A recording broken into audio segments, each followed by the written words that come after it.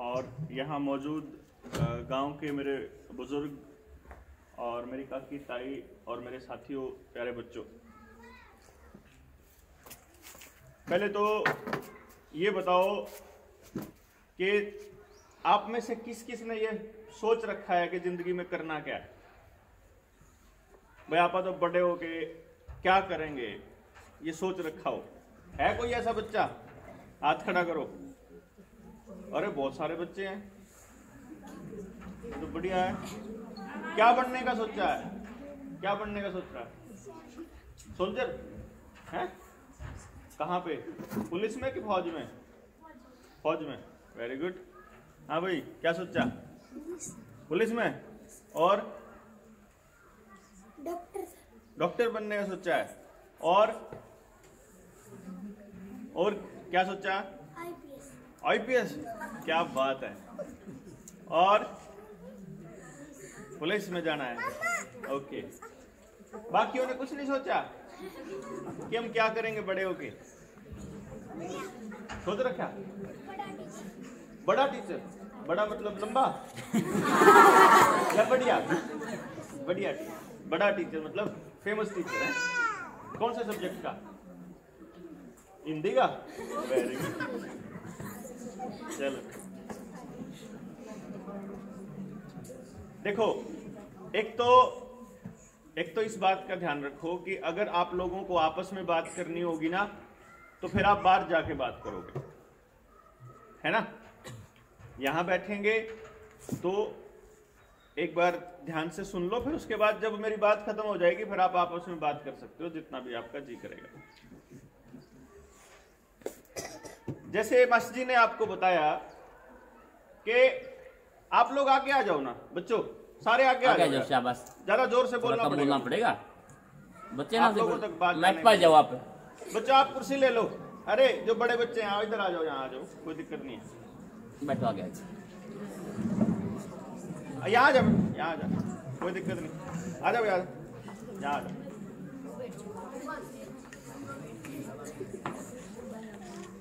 कोई दिक्कत नहीं है।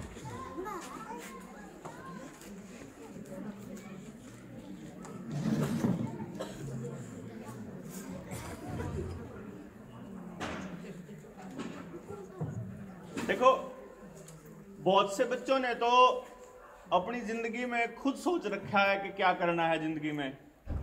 बहुत से बच्चों के बारे में उनके माँ बाप ने सोच रखा होगा, है ना? माँ बाप भी तो सोचते हैं ना फिर हमारे, भाई हम बालक ने बड़ा हो गए, डॉक्टर बनाएंगे, इंजीनियर बनाएंगे, टीचर बनाएंगे या कुछ और। सभी की वैसे तो खैर सभी माँ बाप की इच्छा ये रहती है कि मेरा बच्चा जो है ना वो बड़ा अफसर बने, बहुत सारा बड़ा काम करे। लेकिन एक समस्या जो मैं इतने अरसे से देख रहा हूं कि माँ बाप को भी नहीं मालूम है कि वो बड़े अफसर कैसे बनेंगे बालक। भाई जब अगर मान लो माँ बाप को भी नहीं पता है तो फिर माँ बाप क्या करते हैं, अपने बच्चों को भेजते हैं फिर स्कूल में, और फिर टीचर्स की जिम्मेदारी लगाते हैं कि जी आप हमारे बच्चों को ऐसा रास्ता दिखाओ, ऐसी पढ़ाई पढ़ाओ कि ये बच्चे बड़े होकर के कुछ समाज के लिए बढ़िया कर सकें और साथ के साथ इनकी रोजी रोटी भी चलती रहे और प्यार से इज्जत से समाज में रह भी लें। लेकिन पिछले 20-30 सालों का अगर गौर करेंगे, 20-30 साल के बाद पीछे जाएंगे अगर, तो हम देखेंगे कि समाज के अंदर बढ़िया चीजों की बजाय समस्याएं ज्यादा आने लग गई। नौकरियां कम हो गई, भाईचारा कम हो गया, एक दूसरे के ऊपर भरोसा कम हो गया। और हमारे टाइम में, हम 90 के दशक में पढ़ा करता तो मेरे 78% नंबर आए थे 10वीं में, 78%। आजकल तो 78% जिसके आए हैं उसने कहा निकम्मा बालक है। लेकिन जब मेरे 78% आए थे तो मैं पूरे करनाल डिस्ट्रिक्ट में फर्स्ट आया था। तो ला सको हिसाब कि नंबर तो ज्यादा आने लग गए, लेकिन होया कि ज्यादा नंबर होने के बावजूद भी समस्याएं ज्यादा बढ़ गई। जो मैंने अभी थोड़ी देर पहले बोला, उसमें सबसे बड़ी समस्या है, आने वाले टाइम के वक्त की जो सबसे बड़ी समस्या है वह है बेरोजगारी। आज मेरे को ऐसा लगता है कि गांव का 99% से ज्यादा बालक, 99% से ज्यादा का मतलब है कि 500 में से अगर 500 बच्चे बेरोजगार हैं पूरे गांव में, तो मेरे ख्याल से साल में 1 या 2 बच्चों को रोजगार मिलता होगा। यही है सर, यही है ना। तो 0.5% बच्चों को रोजगार मिलता है, तो इसका मतलब 99.5% बच्चे बेरोजगार हैं। और जब हमारे से पहली पीढ़ी बेरोजगार है, तो जो ये बालक छोटे भी बैठे होंगे और जो बड़े बालक हैं या और भी बालक हैं बड़े, फिर इनके लिए समाज के पास क्या इंतजाम है, इस बारे में कोई गांव का आदमी, कोई सरपंच, कोई स्कूल का मास्टर, कोई एमएलए, कोई मुख्यमंत्री, कोई प्रधानमंत्री बात नहीं करता कि जो इन बच्चों में एनर्जी है, जो इनकी ऊर्जा है, उसका इस्तेमाल कैसे करोगे। काल ने जब ये बड़े होंगे और इन्हें रोटी पानी चाहिएगा तो ये क्या करेंगे। क्योंकि अगर आज से 20 साल पहले का टाइम लेके चले हुए, उस टाइम पे तो जमीन होया करती, तो यूं होया करता भाई अपने खूड हैं, उनने में खा कमा लेंगे। लेकिन आजकल तो जमीन भी आधा किला, 1 किला, पौना किला यूं रह गया, बहुत सारी जमीन तो रही नहीं। क्यों भाई, ऐसा ही है। तो फिर जब वहां से तो कमाई होएगी नहीं, ऊपर से सरकार ने बड़ा खूबसूरती से एक काम किया हुआ है कि वो इंडस्ट्रीज को तो सब्सिडी देती है, लेकिन किसान को उसकी फसल की कीमत नहीं देती। साथ के साथ आपकी खाद भी महंगी, आपकी बिजली भी महंगी, आपका ट्रैक्टर का डीजल भी महंगा, आपका ट्रैक्टर भी बहुत महंगा, जमीन थोड़ी, खर्चा ज्यादा, और फिर उसके बाद जमीन के ऊपर जो जीनस होती है, जमीन की जो फसल है, फिर उसके ऊपर कीमत नहीं मिलेगी। तो इसका मतलब तो गरीबी और बढ़ेगी। अगर गरीबी और बढ़ेगी तो ये तय है कि फिर नशा भी बढ़ेगा। हालांकि अमित शाह जो है हमारा गृह मंत्री, वो अडानी साहब के साथ लग के नशे का कारोबार करता है खुद ही, तो हमारे बच्चों के लिए नशे की कमी नहीं आने देगा वो। अभी उसकी पकड़ी गई थी ना 3000 किलो ड्रग्स। लेकिन मैं ये कहता हूं कि नशा भी बढ़ेगा, अपराध भी बढ़ेंगे, बेरोजगारी कम होएगी, लड़ाई झगड़े बढ़ेंगे। तो इसके लिए बैठ के गांव ने कदे चर्चा करी नहीं। क्योंकि जब मैं जिस गांव में जाता हूं पहली बार और जब इस मुद्दे पर चर्चा करता हूं, तो मुझे पता लगता है कि आज तक गांव में इन मुद्दों पे तो कदे बात हुई ही नहीं। ना किसी दौरा टाइम है, ना किसी ने बेरा करना के है भाई। और किसने पता होगा, तुम लोगों से तो उम्मीद नहीं करी जा सकती, बच्चों से तो, बड़ों से बच्चों से कैसे उम्मीद करें, वो खुद बेरोजगार हैं। तो जो हमारे से बुजुर्ग हैं, जो हमारे माँ बाप हैं, और जो हमारे टीचर्स हैं, या जो हमारी अथॉरिटी हैं, उनसे मांगा चाहिए। पर हमारे माँ बाप को यह मालूम ही नहीं कि मांगना क्या है।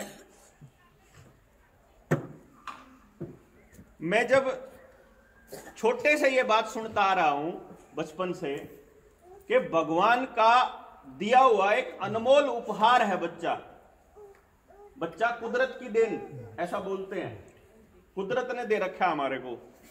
तो मेरा यह मानना है कि कुदरत फिजूल की चीज तो हमारे को देगी नहीं ना। इसका मतलब जो भी बच्चा हमारे घर में पैदा हो गया, वो उसके अंदर कुछ ना कुछ खास कुदरत ने दे रखा है। और अगर उसको कुछ ना कुछ खास दे रखा है, तो उसमें क्या खास है, वो अपनी जिंदगी को कैसे आगे बढ़ाए, वो कैसे खुश रहे, और कौन सा रोजगार अपनाए, और जो रोजगार वो अपनाने के लिए बना है, जैसा दिमाग उसको कुदरत ने दिया है, उसको बताने की, उसकी ट्रेनिंग की, और उसके लिए सुविधाएं मुहैया कराने की जिम्मेदारी किसकी है फिर? उससे बड़ी पीढ़ी की है, यानी माँ बाप की है, टीचर्स की है, सरपंच की है, समाज की है, गांव की है, किसी की भी हो, लेकिन बच्चे की नहीं है। बच्चे का काम है जो उसको काम दे दिया जाए उसको सीखना, और उसके बाद उसको अपनी जिंदगी में उतारना। आज अगर सिर्फ रट्टे मारने वाली एजुकेशन उसको देते रहेंगे, अगर सिर्फ याद करने वाली एजुकेशन देते रहेंगे, तो आने वाले वक्त में उसे यह मालूम ही नहीं होएगा कि समाज में हो क्या रहा है। आज के टाइम पे ऐसा हो रहा है, मौजूदा हालात में ऐसा हो रहा है कि नहीं हो रहा है। यहां गांव के मेरे बुजुर्ग बैठे हैं और मेरी काकी ताई और लोग बैठे। 2 साल पहले, 2 साल होने न हो रहे हैं, अब हो जाएंगे मार्च में, 22 मार्च को लॉकडाउन लगाया सरकार ने। लॉकडाउन लगा के आपके स्कूल बंद कर दिए, करे थे ना। और स्कूल बंद करने के बाद आप लोगों की जिंदगी बढ़िया हुई कि खराब हुई? खराब हुई ना। इसका मतलब ये बात आप लोगों को मालूम है, अगर बच्चों को भी, तो सरकार को भी पता होगी यार। और वह बीमारी असली थी कि फ्रॉड थी? नकली थी कि असली थी बीमारी? नकली थी ना। एक नकली बीमारी लाके सारे स्कूल बंद कर दिए और तुम लोगों को टेलीविजन के आगे बिठा दिया और तुम लोगों को मोबाइल के आगे बिठा दिया। अब आज के टाइम पे सारे बालक मोबाइल के चाशड़ू हो रहे हैं। मोबाइल के बिना उनका जी नहीं लगता। मोबाइल में गेम खेलनी हो, चाहे चैटिंग करनी हो, चाहे उन्हें कबाड़ देखना हो, लेकिन वह मोबाइल चाहिए उन्हें। ये मने यो बताओ, यो मोबाइल दिया किसने उनते? उनके घर क्या ने सलाह किसने दी? सरकार ने। जब सरकार ने न्यू बेरा है कि भाई ये जो मोबाइल इतनी नजदीक से अगर आप कोई चीज देखते हो, रंगीन चीज, तो आपकी आंखें खराब होती हैं। सरकार को यह मालूम है कि आपका दिमाग भी खराब होता है। सरकार को यह भी मालूम है कि आपका स्वास्थ्य भी खराब होता है, आपकी सोचने समझने की क्षमता भी खत्म होती है। तो मोबाइल के जब इतने नुकसान है, फायदा बताओ? एक भी फायदा नहीं है मोबाइल का। क्योंकि बात करने के लिए मोबाइल की जरूरत नहीं होती, उसके लिए लैंडलाइन फोन भी हो सकते हैं, लेकिन आपको मोबाइल दिया जाएगा। क्या आपको मालूम है कि मोबाइल के अंदर कितनी खतरनाक रेडिएशन होती है? नहीं मालूम ना। तुम तो छोड़ो, हमारे डिस्ट्रिक्ट के डीसी ने नहीं पता, आपके मास्टर जी बैठे हुए इन्हें भी नहीं पता, और कोई बैठा हो किसी ने नहीं पता। मेरा क्यों नहीं पता? पता क्यों नहीं पता? क्योंकि 2010 के बाद भारत के अंदर रेडिएशंस के कारण क्या नुकसान होते हैं, इस बात की स्टडी नहीं हुई। और 2010 में 2G स्पेक्ट्रम होया करता था। 2G जो आजकल 4G 5G चलता है, 2G, फिर 3G, फिर अब 4G चल रहा है आजकल आपके फोन में, ये 5G होगा।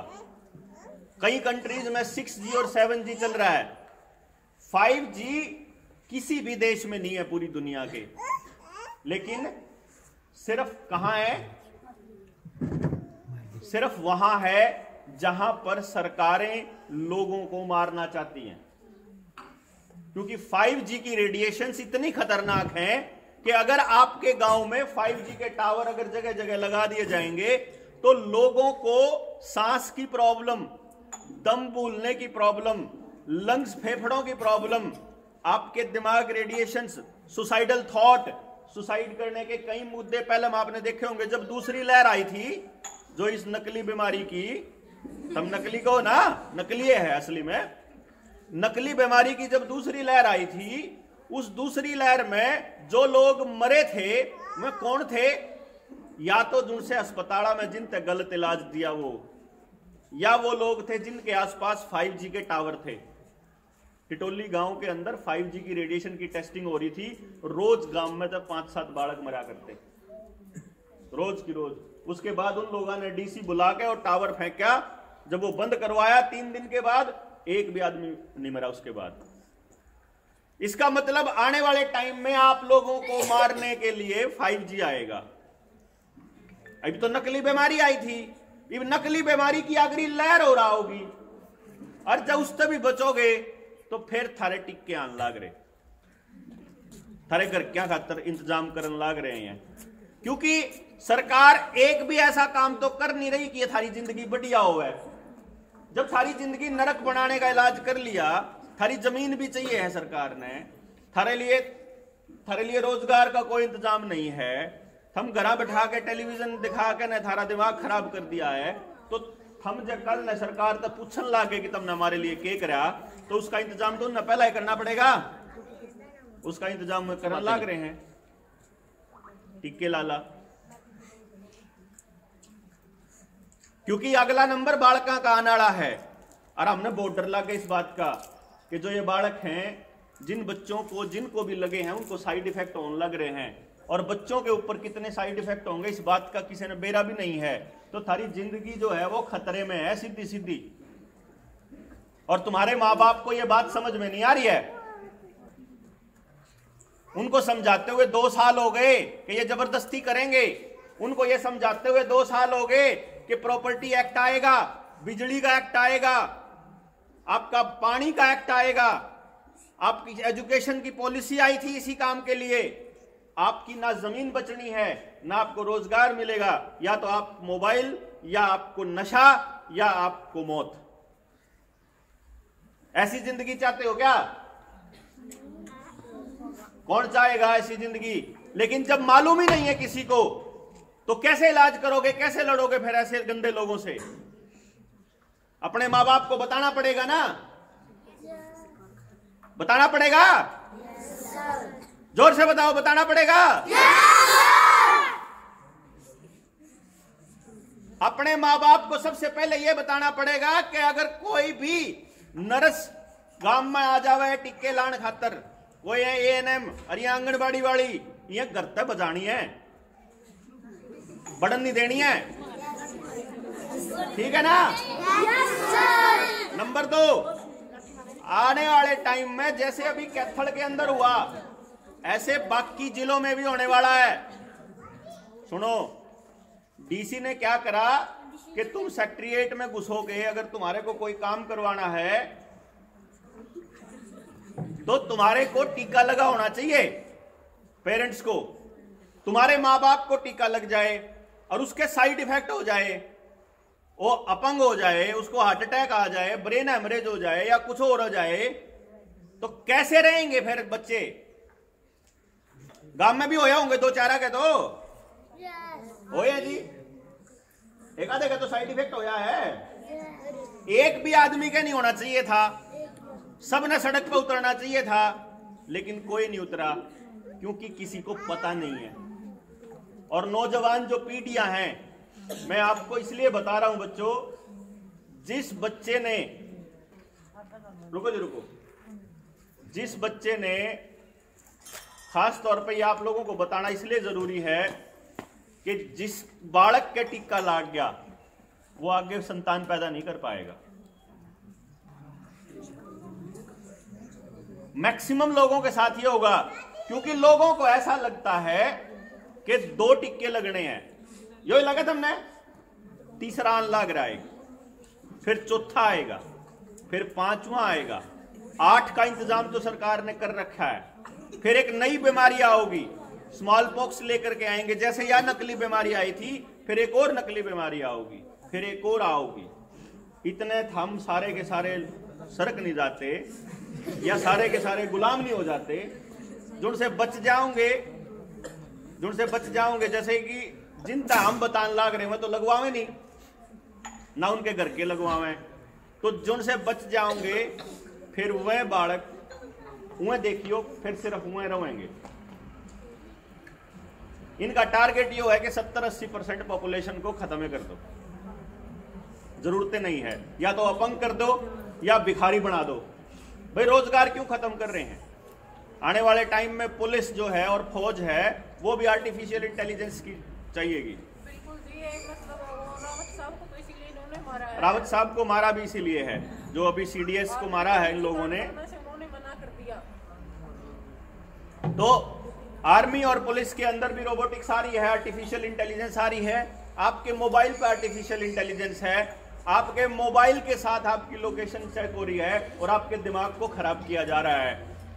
तो फिर मोबाइल लगातार देखते रहोगे? देखो,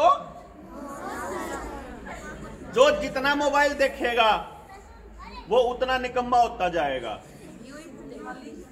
और देखना, जो घर जा करके देखो बातें नहीं बच्चे यूट्यूब के ऊपर जो फिल्में आती हैं या जो कार्यक्रम आते हैं वो आपके काम के नहीं होते हैं, लेकिन वो आपको पूरा दिन बिजी रखते हैं।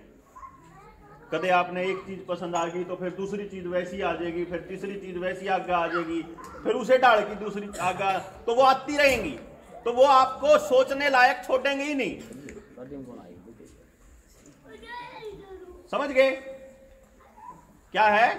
वो सोचने लायक है, छोड़ेगी नहीं। तो फिर देखते रहोगे, क्या करोगे? फोकस किस चीज पे करोगे?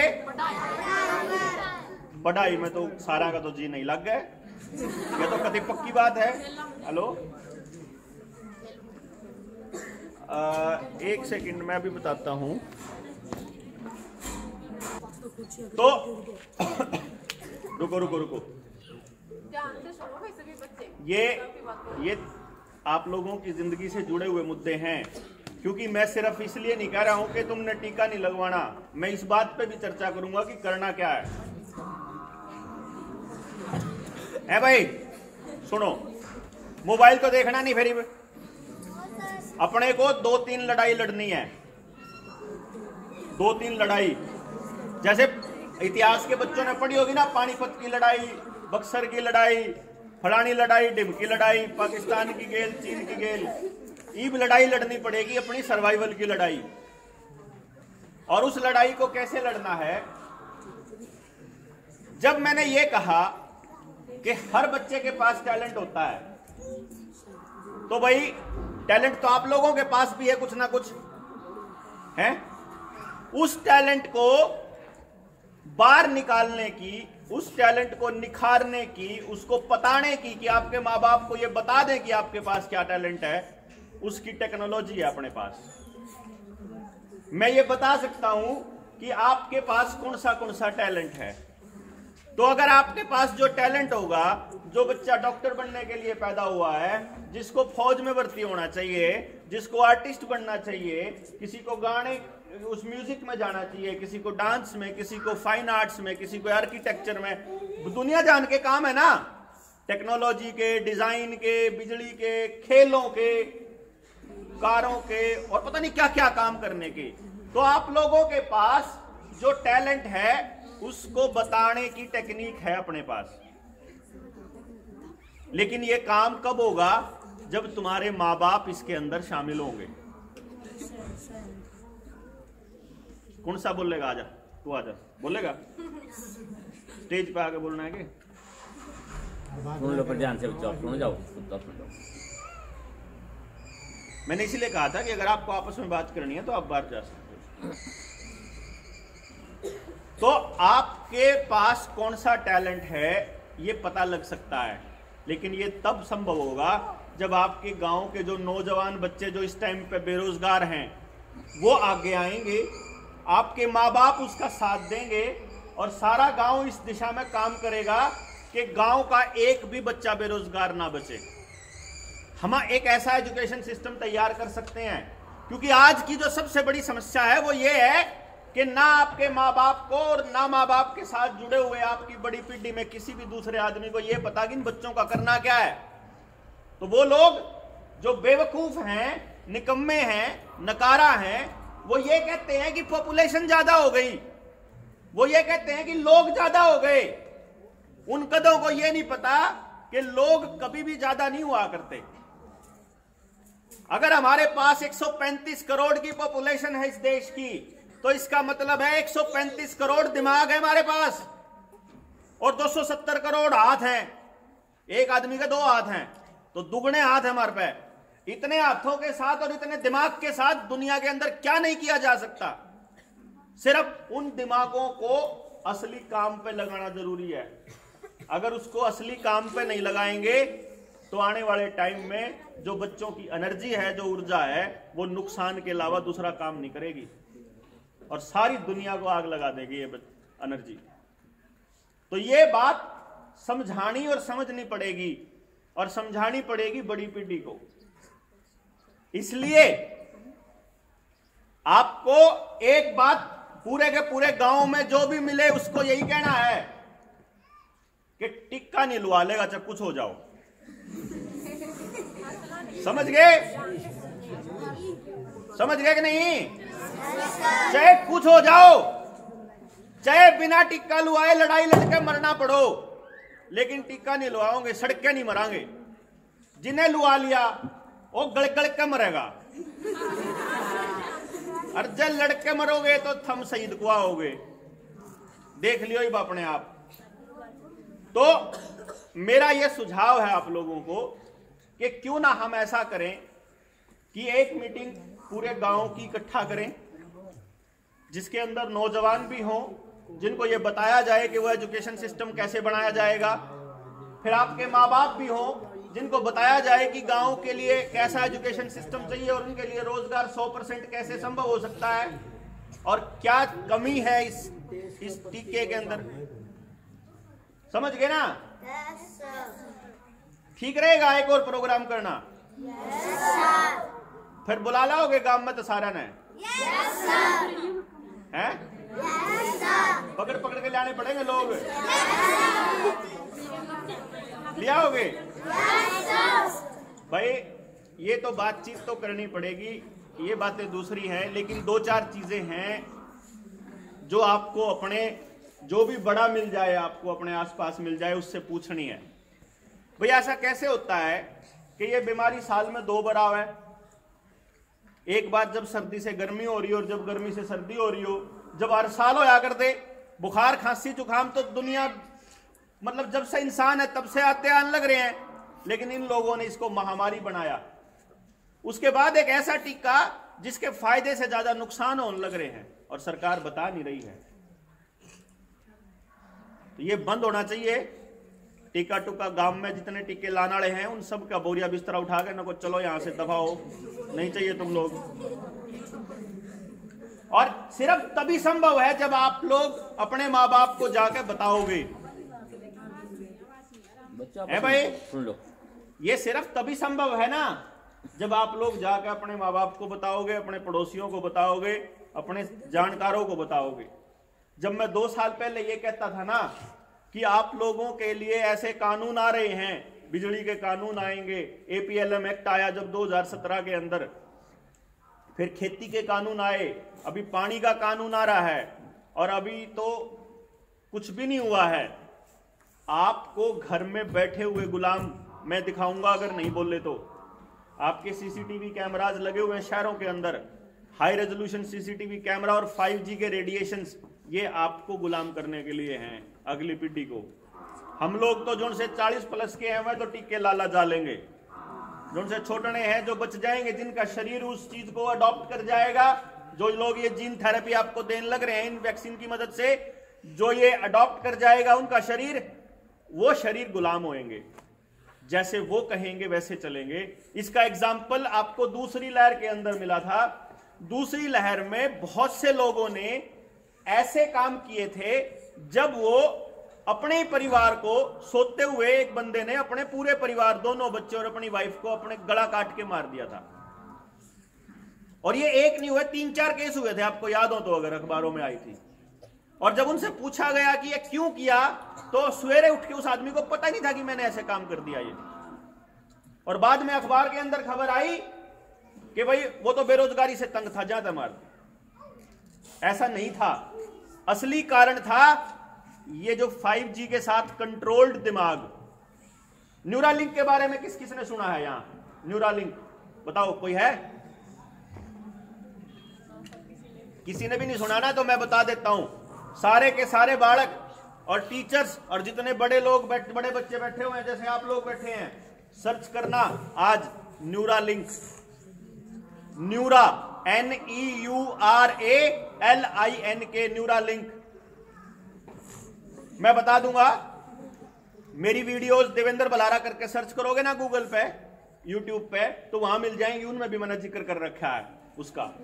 न्यूरालिंक एक ऐसी कंपनी है जिसको एलन मस्क ने आज से 6 साल पहले खरीदा था, और वो एक ऐसी टेक्नोलॉजी पे काम कर रहा है कि अगर आपके दिमाग के साथ उसको कनेक्ट कर दिया जाए तो आपसे जो चाहे वो काम करवा सकता है वो। जैसे आप में से बायोलॉजी जिसने पढ़ी है 9वीं 10वीं क्लास तक या 11वीं 12वीं तक भी, उस आदमी को, उस बच्चे को पता होगा कि हमारा, जैसे मेरा हाथ ऐसे उठाया मैंने, ये हाथ ऐसे उठाने की प्रक्रिया कैसे होती है कि मेरा दिमाग मेरे हाथ को संदेश भेजता है और वो संदेश, उस मैसेज के हिसाब से फिर मैं अपना हाथ उठाता हूं। ये टेक्नोलॉजी है। ये दिमाग के अंदर ऑटोमेटिक न्यूरॉन्स होते हैं, वो न्यूरॉन्स बताते हैं कि तुम ये हाथ उठाओ। तो न्यूरल लिंक आपके दिमाग के साथ कनेक्ट करके आपके शरीर को आपकी मर्जी के बिना मैसेज भेज सकती है। यानी मेरे से मेरा गला कटवाना हो तो न्यूरल लिंक ये काम कर सकता है, मेरे से किसी और को मरवाना हो या कुछ भी करवाना हो वो हो सकता है। तो ये सारा का सारा आपकी बॉडी को इंटरनेट से कनेक्ट कर दिया जाएगा। आपने एक चीज नोटिस करी है, स्मार्ट वॉच देखी है किसी ने? स्मार्ट वॉच देखी है? 1 2 3 कई जो लोग हैं जिसने स्मार्ट वॉच देखी। मैं बता देता हूं कैसी होती है। अरे छोटी सी होती है, हाथ पे बनती है और वो आप कितने कदम चले, कितने दौड़े, कितनी स्विमिंग करी, कितना क्या काम किया, वो आपके बारे में सारी बात बता देती है। एक बात बताओ, आपने कितने कदम चले वो आपके हाथ में बंदी बंदी बता दे है, और फिर वो मोबाइल में भी देख सको आप, वह चीज मोबाइल से कनेक्ट हो जाती है। क्यों भाई?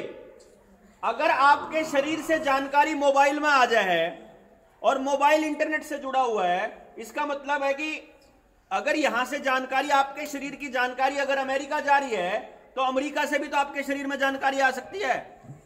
यानी कि अगर आपकी बॉडी पे वो चिप लगी हुई है तो आपको अमेरिका से बैठा, दिल्ली से बैठा आदमी कंट्रोल करेगा, जो कि रोबोट को कंट्रोल करा करे। वो कहेगा यहां से यहां जा, वो कहेगा यहां से यहां जा, तन्ने घर बैठो और अपना आराम से खाओ। यही चाहते हो क्या? आधा इंसान आधा रोबोट बनना चाहते हो क्या? अगर नहीं चाहते हो तो अपने इतना बड़ा आंदोलन खड़ा करना पड़ेगा कि अपने लोगों को बोलो कि किसी भी कीमत पर यह इंजेक्शन नहीं लेना है। ये इंजेक्शन एक्सपेरिमेंटल है। ये इंजेक्शन आपके ऊपर टेस्टिंग होने लग रही है कि आने वाली पीढ़ी को कंप्लीट गुलाम कैसे बनाए कि या चू भी ना करे। क्योंकि तुम लोग पूछोगे सवाल बड़े होकर के सरकारों से, और आपके स्कूलों को बनाया जाएगा कत्ल खाना। आपके स्कूल के टीचर्स, इनके ऊपर प्रेशर आएगा, ऊपर से सरकार के आदेश आएंगे कि माँ बाप के टीके लगे होंगे तो स्कूल में बढ़न देने हैं। ईद छुट्टियां होंगी जब सर्दियों की, सर्दियों के बाद आप लोगों को बोला जाएगा कि स्कूल जब खुलेंगे जब टीके लगा लोगे। और आप लोगों को इस बात के बारे में अगर जानकारी पहले से होगी तो अपने घर के आने बता दोगे, सारे घर के आगे बाढ़ने आगे खड़े हो जाओ, डीसी के चला जाओ, किसी का मत्थे मारो, किसी का टक्कर मारो, लेकिन टीके नहीं लेने। समझ गए? समझे कि नहीं समझे? आ जाओ आ जाओ रवि।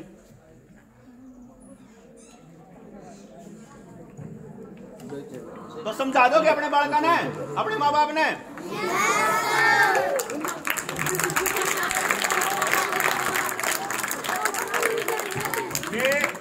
जाना खेड़ा से रवि और उसकी टीम है भाई, और किसान आंदोलन में पूरे 1 साल छोरा टिकरी बॉर्डर पे बैठा यार, पूरे हरियाणा में घूमता रहा ये सारे के सारे। तो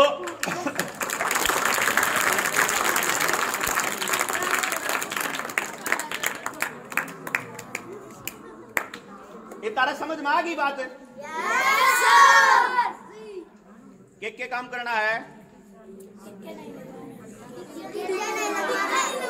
घर क्या ना, अगली बार जी बापा पूरे गांव की मीटिंग करांगे, सारे गांव की, तो फिर इनकी गेल लाट के ना सारे गांव में प्रचार करोगे, सब ने लेकर आओगे, सारों के दोनों पेरेंट्स, मम्मी भी पापा भी उस मीटिंग में शामिल होंगे। समझ गए? अब नंबर 2, आने वाले टाइम में हम गांव के लिए एक ऐसा एजुकेशन सिस्टम तैयार करेंगे, आपका स्कूल आपको यहीं से रास्ता दे देगा कि आपने बड़ा होकर के करना क्या है। क्योंकि अगर सिर्फ नौकरी का इंतजार करेंगे तो नौकरी आपको सिर्फ 1% में से भी कम को मिलनी है।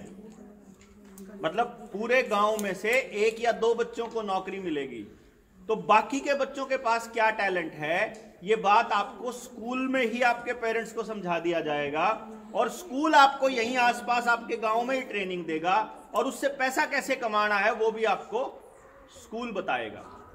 और इससे बड़ी जिंदगी की कल्पना नहीं हो सकती कि हमारा बच्चा वो काम करे जिसके लिए वो बना है, वो अपने पैशन को ही प्रोफेशन बनाए, मतलब अपने जो उसको काम करने में मजा आए।